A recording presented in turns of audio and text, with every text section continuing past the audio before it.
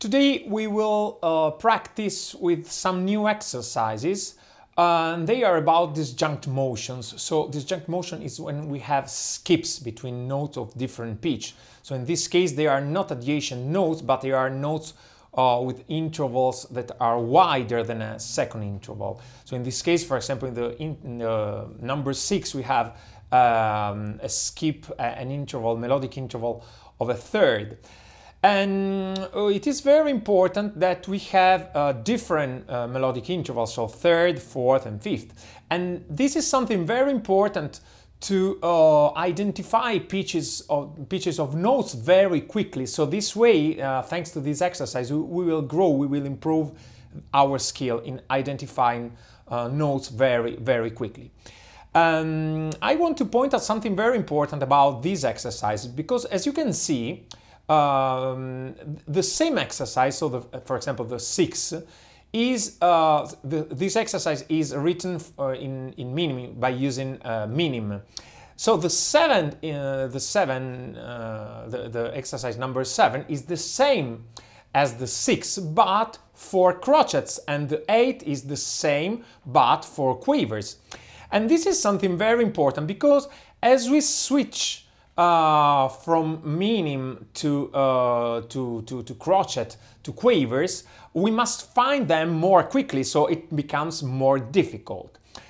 And the same, of course, applies for the number 9, 10, and 11. It is the same exercise. So in this case, we have fourth intervals, but of course, in the exercise number 9, we have minim. Then in the 10, we have crotchet, and in the 11 we have quavers. And of course the same applies for the 12, 13 and 14. So now I want to suggest you two different ways of practicing with these exercises. The first one is the following.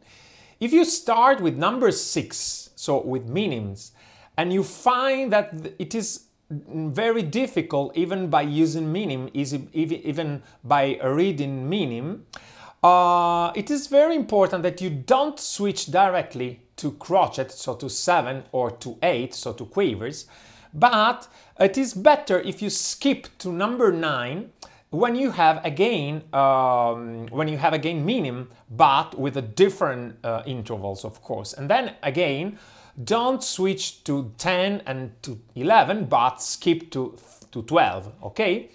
So, and this is something very important, because this way you practice by using different musical intervals, but you always start using, in the first, as a first step, you use only minim. So, once you are more confident, once you feel that you are more self-confident in reading minim, you can switch to crotchet, so to 7, then to 10, exercise 10, and then exercise 13. And then again, once you find that you are confident in reading crotchet, okay, you can switch to quavers. Okay, this is the first way of practicing. The second one is to follow the right order of the numbers of these exercises. So, but only if you feel that you are confident in practicing with minim. So if you try with number 6 and you feel that you are confident, okay, so at this point you can switch directly to 7th and to 8th. So this way you can practice directly by mixing. I mean, by practicing. You can practice by using different durations of notes. So minim, crotchet, and quavers. Okay. So this is something. This is the second way, but only if you feel confident, quite confident from the beginning. Okay.